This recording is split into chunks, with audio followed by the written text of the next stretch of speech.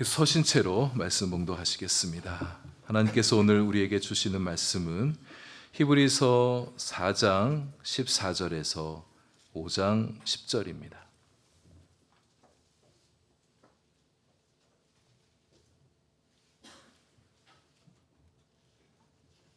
히브리서 4장 14절에서 5장 10절까지의 말씀을 저와 여러분 한 절씩 교독하시고 마지막 절 함께 합니다.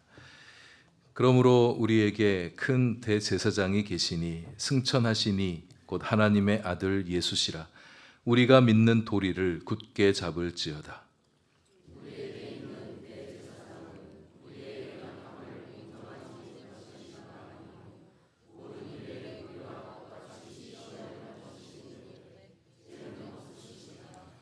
그러므로 우리는 긍휼하심을 받고 때를 따라 돕는 은혜를 얻기 위하여 은혜의 보좌 앞에 담대히 나아갈 것이니라.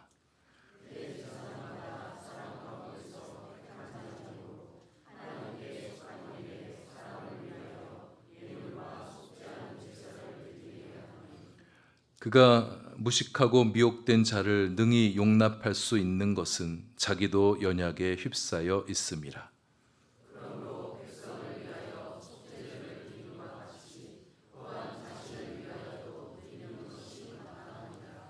이 존귀는 아무도 스스로 취하지 못하고 오직 아론과 같이 하나님의 부르심을 받은 자라야 할 것이니라.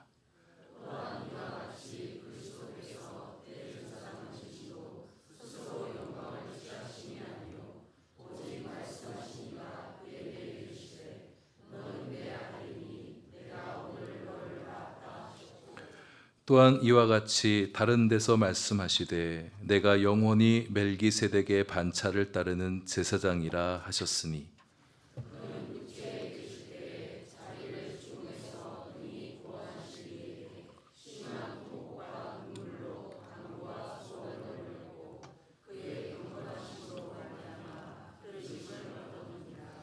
그가 아들이시면서도 받으신 고난으로 순종함을 배워서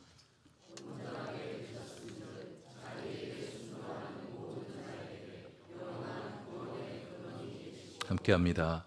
하나님께 멜기세덱의 반차를 따른 대제사장이라 칭하심을 받으셨느니라. 아멘. 기도하겠습니다. 하나님, 이제 말씀 듣습니다. 주님께서 내게 들려주시는 음성으로 듣기 원합니다. 말씀 들으며 주님의 마음을 알고 느끼게 하시고 그 말씀 내 마음에 들어올 때에 기쁨이 되고 믿음이 되며 소망이 되게 해 주옵소서. 예수님 이름으로 기도합니다. 아멘.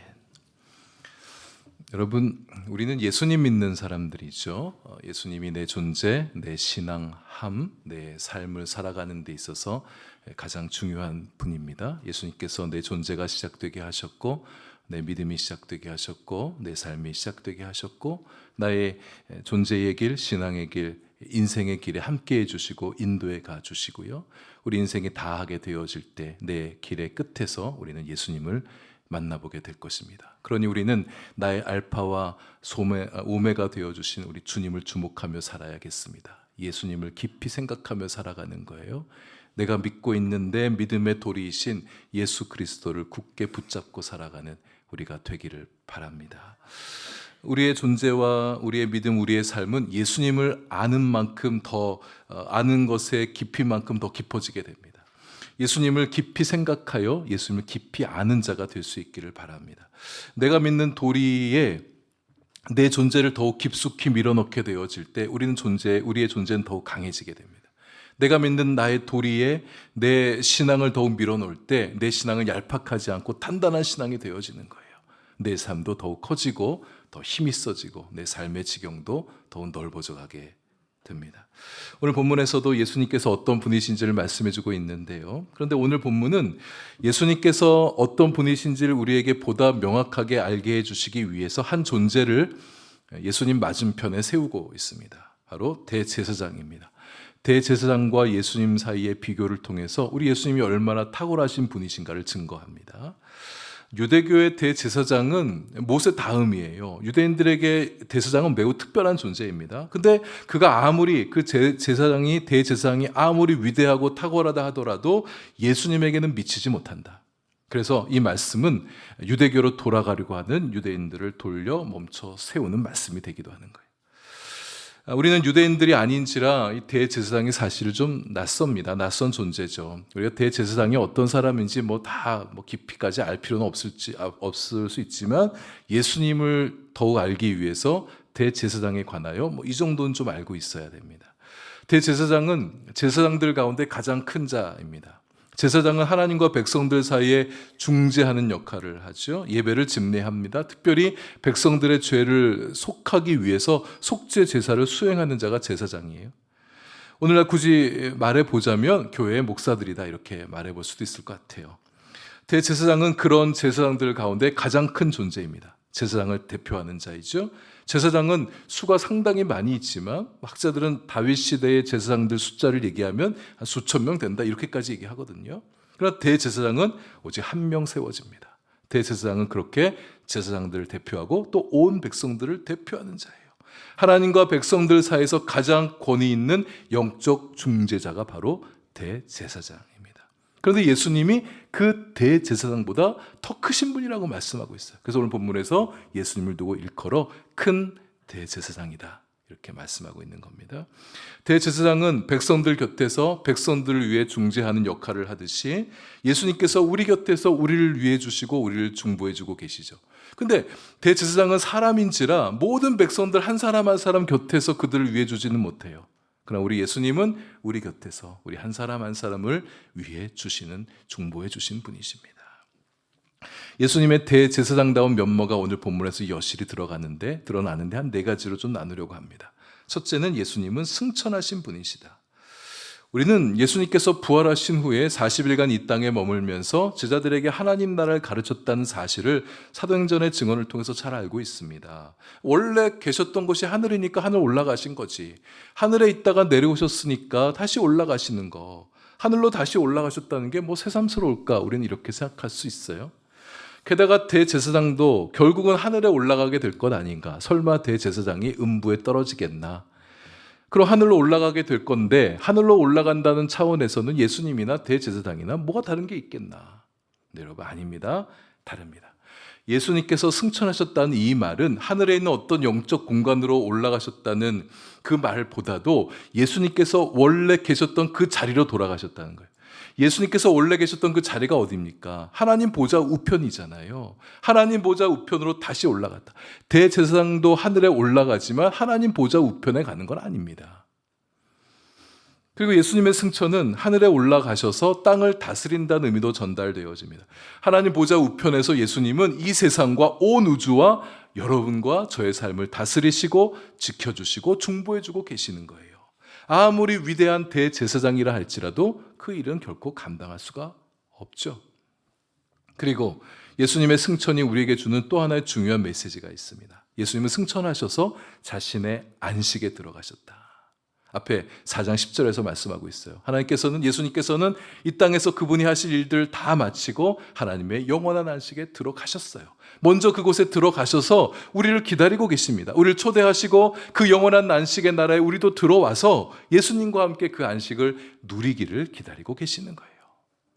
우리도 장차 이 땅에서 우리가 할 일 다 마치고 나면 예수님께서 기다리고 계신 하나님의 안식에 들어가게 될 것입니다.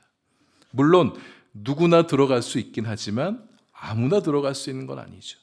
구원의 선구자이신 예수님을 따라간 사람, 우리가 믿는 도리를 굳게 붙잡는 사람, 곧 예수 그리스도께서 그분의 십자가와 부활을 통해서 우리를 구원해 주셨다는 그 복음을 붙들고 그분께서 하늘 안식의 소망의 약속을 주셨다는 그 사실을 굳게 붙잡고 예수님을 끝까지 따라가는 자가 그 하늘 안식에 들어가는 것이죠.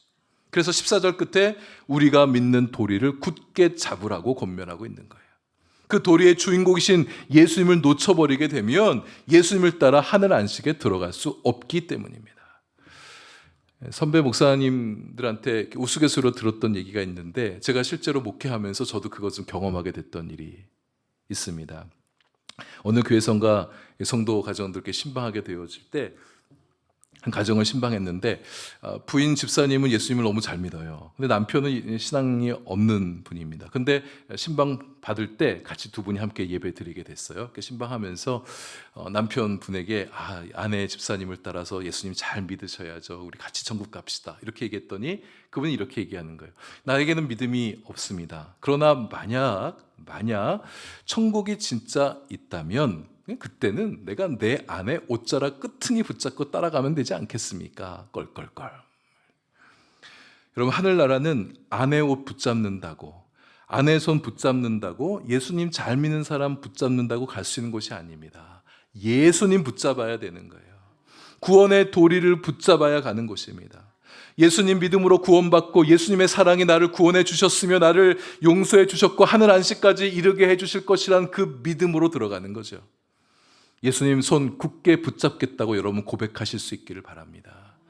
저 한번 따라해 보시면 좋겠어요. 그럼 제가 설교 시간에 막 이런 거 안 시키잖아요. 그러니까 평상시 안 하는 거 하니까 좀 협조해 주셔야 됩니다.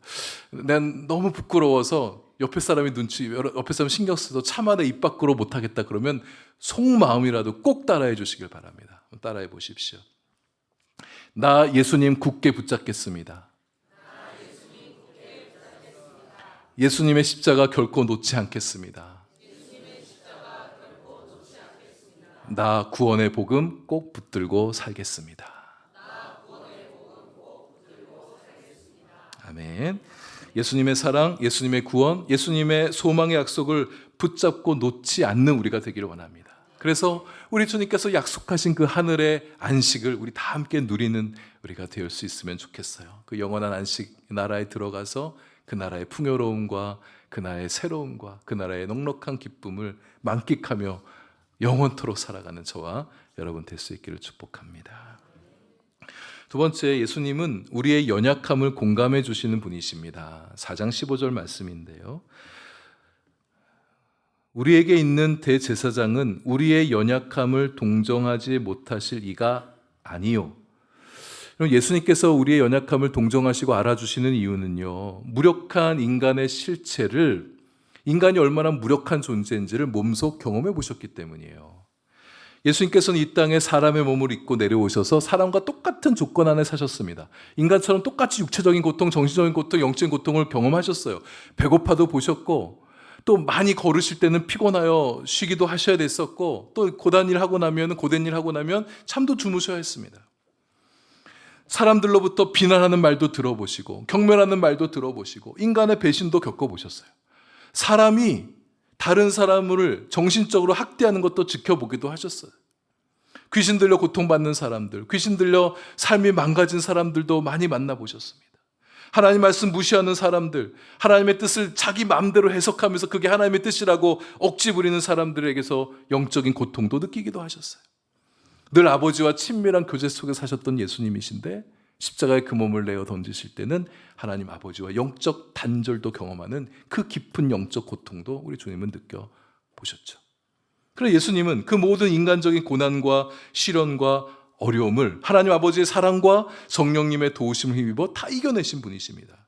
그렇지만 인간의 연약함이 어떤지를 잘 아시는 거예요. 왜냐하면 그분이 인간의 연약함이 무엇인지를 경험해 보셨으니까. 그래서 예수님은 우리가 무엇에 흔들린지를 아십니다. 어떤 일에 괴로워하는지, 왜 힘들어하는지도 우리 주님은 잘 아시는 거예요.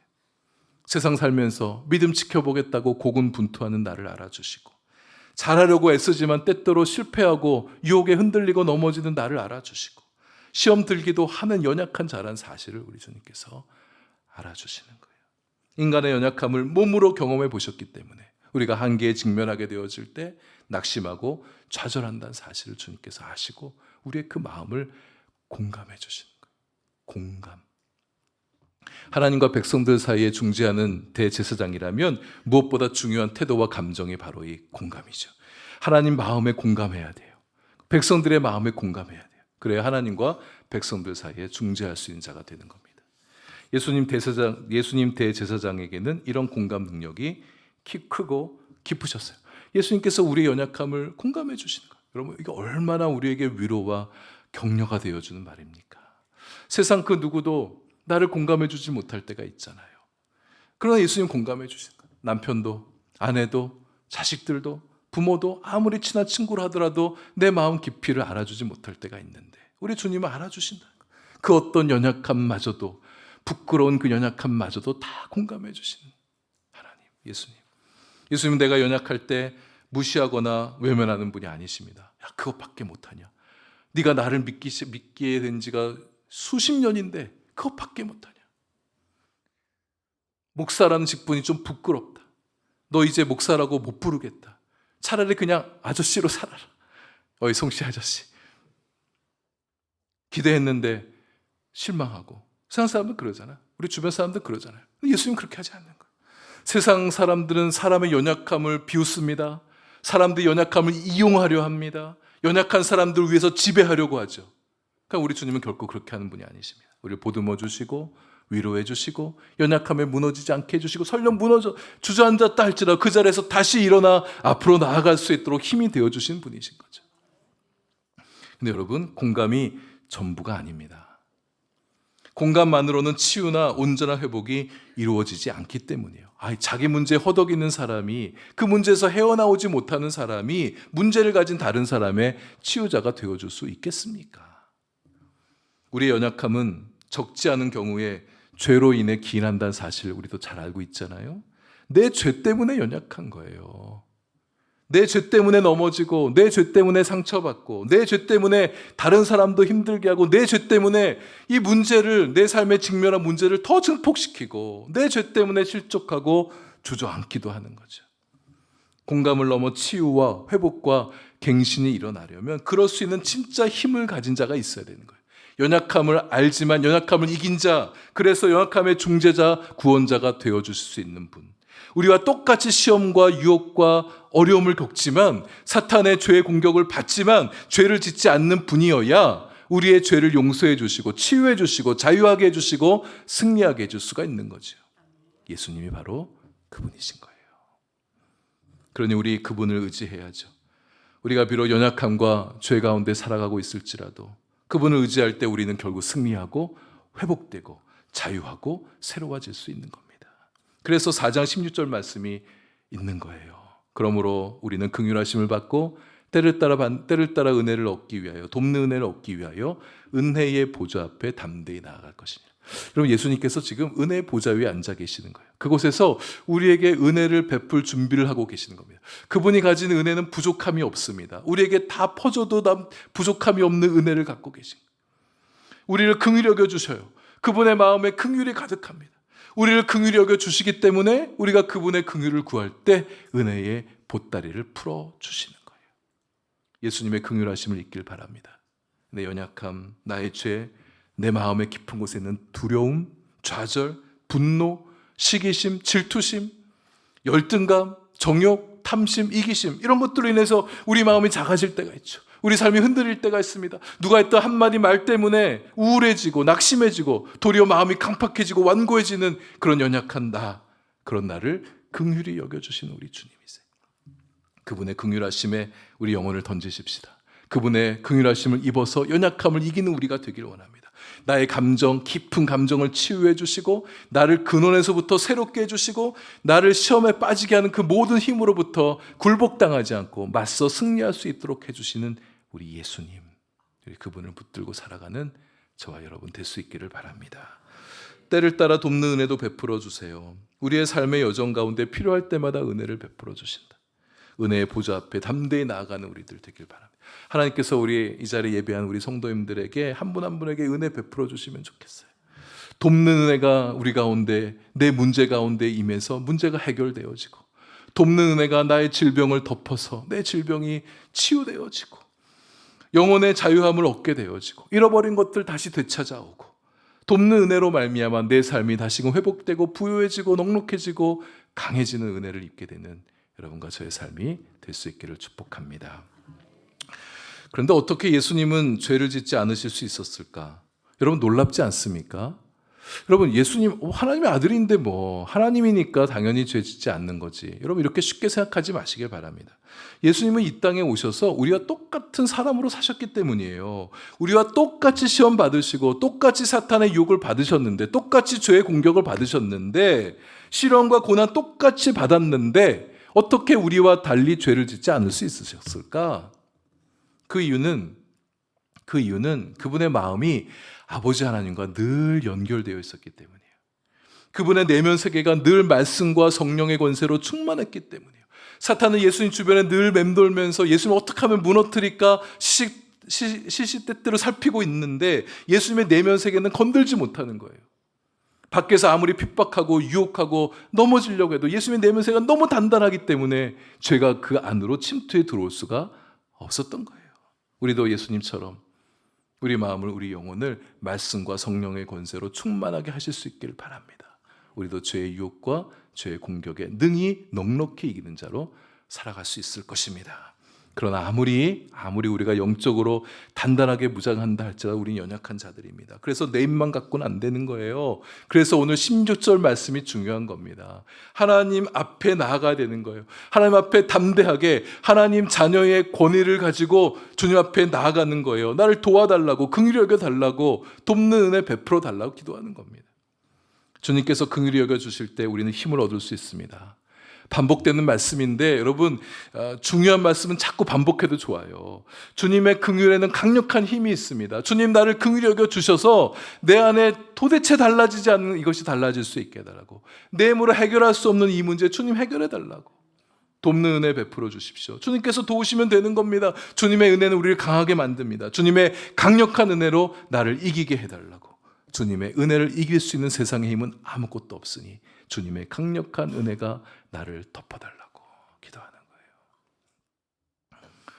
세 번째, 예수님 대제사장은 사랑 가운데 택함 받은 대제사장들과 다른 분이십니다. 그것을 설명하기 위해서 성경은 시편 110편 4절을 인용하고 있죠. 예수님께서 멜기세덱의 반차를 따르는 제사장이다. 우리 현대어로서 잘 쓰지 않는 표현이라 좀 낯설게 느껴지죠. 반차를 따르는 게 뭐냐? 우리가 오후에 반차 쓰고 퇴근하는 건 좀 아는데, 반차라는 것은, 반차를 따른다는 것은 계통을 잇는다는 거예요. 양반할 때 그 반자, 차례할 때 차자를 쓰는 겁니다. 그러니까 어떤 특정한 계통, 신분, 등급을 이어간다는 의미가 됩니다. 예수님께서 멜기세덱 제사장의 라인을 타고 이어오는 대제사장이라 말씀한 거예요. 아론 등의 사람 가운데 택함 받아 대제사장 역할을 감당했던 그 계통을 따르지 않는다고 말씀하는 거예요. 하나님께서 예수님을 아론의 후손 대제사장이 아닌 멜기세덱의 반차를 따르는 제사장으로 임명했다는 것이 너무 중요합니다. 멜기세덱은 구약에 나오는 대제사장의 계통을 따르는 사람이 아니에요. 그의 신분은 제사장이자 왕인데 족보도 없고 출생도 없고 신비롭고 경이롭게 등장한 제사장입니다. 창세기 14장에 딱 한 번 언급되는 사람이에요. 멜기세덱에 관해서는 저 뒤에 히브리서 7장에 가면 한 장을 할애하면서 쭉 얘기합니다. 얼마나 중요한 사람인지 우리는 히브리서 7장 말씀을 나눌 때 그때 좀 더 자세히 살펴볼 거예요. 오늘 다만 여기서는 예수님께서 아론 계열의 대제사장이 아니라는 사실만 좀 짚고 넘어가면 되겠습니다. 5장 1절 보십시오. 사람 가운데 택함 받은 대제사장은 그 자신도 연약한 사람이에요. 다른 사람의 속죄를 위한 제사를 드려줄 뿐만 아니라 그게 제사장의 임무잖아요. 근데 다른 사람의 제사를 드려줄 뿐만 아니라 자기도 죄를 짓는 사람이니까 자기 죄를 해결하기 위해서 속죄 제사를 자기를 위해서 드려야 되는 사람입니다. 만약 예수님께서 그런 대제사장의 계통을 타고 오셨다면 예수님도 자신을 위해서 속죄 제사를 드려야 되는 거예요. 그럼 예수님은 죄가 없으시기 때문에 자신의 죄를 속하기 위해 속죄 제사를 드릴 필요가 없죠. 바로 이 점이 예수님께서 대제사장들과 구별짓게 되어지는 중요한 또 하나의 특징이 되어지는 겁니다. 스스로의 죄를 속죄하기 위해 속죄 제사를 드리기는커녕 예수님께서 친히 그 자신이 속죄 제물이 되어주셨죠. 그분이 친히 속죄 어린 양이 되어주셔서 십자가에 자신의 피를 흘리시고 목숨을 내어 주셨습니다. 그분의 한 몸에 인류의 모든 죄악을 다 끌어안고 죽으셨어요. 여러분과 저의 죄도 끌어안고 죽으셨어요. 구원받을 수 없는, 도무지 구원받을 수 없는 죄를 끌어안고 죽으셨기 때문에 우리는 더 이상 피의 속죄 제사를 드릴 필요가 없는 거예요. 예수님께서 모든 사람의 피의 제물을 대신해 주셔서 대신하시는 속죄 제물이 되어주셨기 때문에, 만약 예수님께서 속죄 제물이 되어주지 않았다면 우리 예배할 때 고대 유대인들이 예배하는 것처럼 짐승 잡아서 예배해야 되는 거예요. 짐승 잡아서 불태우고 여러분 가진 짐승들 데려와야, 짐승 사서 와야 되고, 돈 없으면 비둘기라도 가지고 와서 거기에 내 손을 얹고 내 죄를 거기에 전가시킨 다음에 내 죄를 속해달라고, 그런 피의 제사, 번제 제사를 드려야 되는 거예요. 그러니까 예수님 덕분에 우리는 더 이상 짐승의 속죄 제사를 드리지 않게 되었죠. 그분의 보혈을 의지하여. 이게 얼마나 놀라운 건지 아십니까? 예수 그리스도의 보혈이 얼마나 위대한 건지. 그분의 보혈을 의지하여 우리는 죄 고백하면 회개하고 죄 고백하여 회개하면 짐승의 피를 흘리지 않고 죄 용서함 받을 수 있게 되는 겁니다. 아무리 대제사장이라고 해도 자신도 연약한 사람이라서 자신도 속죄 제사를 드릴 수밖에 없는 존재라고 말하면서 5장 2절을 한번 보시겠습니까? 그렇기 때문에 대제사장은 무식하고 미혹당하는 사람들을 대할 때 그들을 용납할 수 있다, 이 말씀을 덧붙이고 있습니다. 무지하고 미혹당하니까 제사 드리러 오는 거예요. 백성들 그렇게 오는 건데, 대제사장도 사실 다른 사람과 다를 바 없습니다. 그러니까 대제사장의 역할과 임무가 주어졌기 때문에 다른 백성들과 다른 위치에 서 있는 것뿐이에요. 그러니 대제사장이라고 해도 무지한 사람과 미혹한 사람을 보게 되어질 때 무식하다고 놀리거나 비웃거나 구박하면 안 되는 겁니다. 무시하면 안 되는 겁니다. 만약 그렇다면 그것도 하나의 죄를 짓는 거예요. 그래서 자신의 죄를 속하기 위해 속죄 제사를 드려야 되는 거예요. 여러분, 우리 혹시 가끔 나보다 못한 사람을 보게 되어질 때 우리 마음이 좀 높아지지는 않으십니까? 나보다 좀 부족하다고, 나보다 좀 가진 것이 없다고, 나보다 배운 게 없다고, 지위가 낮다고, 말주변도 부족하고 지식도 짧다고, 우리 그렇게 함부로 대해서는 안 되겠어요. 우리도 연약함에 휩싸이는 사람들인데, 연약한 사람 보고 부족한 사람 보고 내가 그 사람보다 조금 더 나은 위치에 있다고 해서 남들보다 좀 더 낫다고 그렇게 스스로 마음을 여기시면, 대제사장도 그렇게 하지 않는데 하물며 우리가 그렇게 하면 되겠습니까? 예수님 대제사장은 스스로 영광을 취하지 않으셨습니다. 아론 계열의 대제사장도 이 점에 마찬가지예요. 이게 공통점이긴 해요. 예수님의 존귀함, 영광스러움 하나님께 주신 거예요. 대제사장이 존귀한 직분, 영광의 직분, 그것도 하나님께 주신 거예요. 그러니 겸손해야 되는 거죠. 함부로 자신이 가진 권력을 남용하면 안 되는 겁니다. 그래서 어깨에 막 이렇게 힘주고 다니면 안 되는 거예요. 어깨 막 올리고 고개 이렇게 빳빳하게 들고 다니시면 안 돼요. 오히려 고개 조금 숙이셔서 좀 이렇게 약간 숙이고 겸손하게 다니세요. 하나님께서 우리에게 주신 존귀와 영광이 있다면 하나님께 돌리고 하나님 앞에 겸손하셔야 돼요. 존귀와 영광에 대해서 좀 자랑스러워하고 좀 누릴 수 있어야 됩니다. 그 주신 분이 있으시니까. 그것을 잘 누리는 것도 그분에게 영광을 돌려드리는 방법이 되어지니까. 그러한 나로부터 만들어진 것이냐 착각해서는 안 되겠습니다. 주님께서 우리 성도님들 존귀하고 영광스럽게 대해 주시길 축복합니다. 그러나 겸손한 존귀여야 돼요. 교만하지 않는 영광이셔야 됩니다. 조금만 더 인내해 주십시오. 마지막 한 가지 더 간단하게 나누겠습니다. 7절부터 9절까지의 말씀이에요. 예수님은 하나님의 아들이시면서도 사람들과 똑같이 통곡과 눈물로 간구와 소원을 올리셨다. 그러니까 기도하시면서 통곡하시며 기도하시고 눈물을 흘리며 기도하셨다는 거예요. 고난의 여정을 통과하셨고 또 순종의 본을 보여주셨다.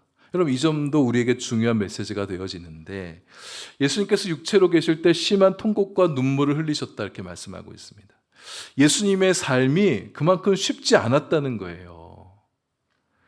여러분, 예수님께서 자신의 삶을 행복하게 할 것 같으면 그분이 가지신 힘과 지혜를 가지고 얼마든지 부귀영화 누리며 사실 수 있는 분이셨죠. 사람들이 예수님을 임금 삼으려고 했잖아요. 그럼 못 이기는 척하고 세속적인 영광과 권력을 취하고 떵떵거리며 사실 수 있는, 권력 행사하며 사실 수 있는 분이시기도 했습니다. 그럼 얼마든지 그렇게 세속적인 영광과 권세를 얻으려고 한다면 통곡하고 눈물 흘리는 인생 살지 않으셨겠죠. 하지만 예수님은 인간의 욕망을 내려놓으시고 하나님의 뜻을 이루며 살려고 하셨습니다. 겟세마네 동산에서 기도가 그걸 보여주잖아요. 눈물의 기도를 드리시고 통곡의 기도를 들으셨다. 자신의 뜻을 내려놓고 아버지 하나님의 뜻을 이루기 위해서 간구하며 눈물과 통곡으로 많은 기도를 드리셨다는 겁니다. 예수님을 향한 아버지의 뜻이 뭐였습니까? 십자가였잖아요. 여러분, 예수님도 인간적으로는 십자가가 두려우셨습니다. 죽음이 두려우셨던 거예요. 오늘 7절 말씀 보세요. 죽음에서 능히 구원해 주실 분 하나님께 자신의 생명을 위해서 간구하셨던 예수님이셨습니다. 그러나 예수님의 통곡과 눈물은 단지 나 살려달라고 흘리는 기도하는 게 아니었었죠. 이 잔을 내게서 옮겨주십시오. 그러나 나의 원대로 마옵시고 아버지의 원대로 앞서 세 번이나 간절히 기도하시잖아요. 자신의 생명을 내어줌으로 하나님의 뜻에 순종하겠다는 기도에 내 죽음으로 아버지의 뜻을 순종할 수 있게 해달라고 기도했던 거예요. 그럼 우리는 어떻게 기도하고 있습니까? 예수님은 순종을 위해서 그렇게 고투하면서 통곡과 눈물로 기도하셨던 주님이셨다는 거예요. 세속적이고 욕망적인 기도가 아니라 이런 경건한 기도를 들으셨기 때문에 하나님께서 받으셨다 말씀하죠. 십자가 죽음으로 그분의 생명 끝나게 하지 않으셨습니다. 부활하게 하셔서 그분의 이름이, 그분이 얼마나 존귀하고 영광스러운 분이신가를 세상 가운데 나타내 보여주셨죠. 예수님은 하나님의 아들이시면서도 받을 고난 다 받으셨습니다. 해야 할 순종 다 하셨습니다. 예수님이 받으신 고난과 순종으로 온전하게 되셨다 이렇게 말씀하고 있어요. 여러분, 우리가 예수님의 온전함을 원래 그분이 하나님이니까 하나님의 가진 권세와 권력과 영광으로 온전해지신 거지 이렇게 생각하시면 안 됩니다. 오늘 말씀 보세요. 고난과 순종을 통해서 얻게 된 온전함이라고. 고난과 순종을 통해서 우리를 구원하시기에 조금도 부족함 없는 온전함에 이르셨다고 그렇게 말씀하고 있는 겁니다. 예수님의 고난과 순종이 있기 때문에 우리의 구원이 있는 겁니다. 예수님께서 고난 피하시고 순종하지 않으셨다면 우리 구원 없는 겁니다. 내가 받아야 될 고난을 주님께서 대신 받으시고 나의 구원을 위해 순종해 주신 예수님 덕분에 나에게 구원이 있고 우리도 장차 영원한 안식의 시간과 공간 안에 들어갈 수 있게 된 것이죠. 이제 말씀을 맺습니다. 오늘 말씀을 들은 우리가 믿는 도리이신 큰 대제사장이신 예수님을 굳게 붙들고 살아갈 수 있기를 원합니다. 세상 붙잡고 있는 다른 손들 다 놓으셨으면 좋겠어요. 아니 어떻게 세상 손 놓고 어떻게 삽니까? 틀린 말 아니지만 마음을 기울여 세상 의지하고 세상에 매어 살지 말자는 얘기입니다. 예수님 붙들고 살아가면 되는 겁니다. 그리고 그분의 길을 따르십시다. 자기에게 순종하는 모든 자에게 영원한 구원의 근원이 되어주셨다고 말씀하시다. 예수님께 순종하는 길이 구원에 이르는 길인 겁니다. 구원의 근원이신 예수님께서 우리의 구원을 위해서 구원의 선구자가 되어주셨으니 우리는 예수님의 뒤를 따라가는 거예요. 예수님께 순종하며 나아갈 때 우리의 믿음의 차원이 달라집니다. 왜 우리가 그렇게 계속해서 믿음이 제자리에 머물러 있습니까? 순종해야 될 타이밍에 순종을 통해서 우리의 믿음이 한 계단 더 올라서길 바라는데 순종하지 않고 머뭇거리고 있기 때문에 자꾸 그 자리에서 머물러 있는 거 아니에요. 순종을 통해서 우리 믿음이 커지고 예수님 순종을 통해서 우리 존재가 더 커지고 우리의 신앙이 더 자라고 우리의 삶이 더 확장되어 가는 건데 예수님은 자신에게 순종하는 자에게 자비롭고 능력 있는 대제사장이 되어주십니다. 연약함과 죄를 이기는 기쁨을 누리시고 또 하늘로부터 임하는 크고 깊은 블레싱이 축복이 여러분의 삶 가운데 임하게 되기를 그래서 기쁨과 감사와 넘치는 축복 가운데 살아가시는 우리 성도님들 다 되실 수 있기를 바랍니다.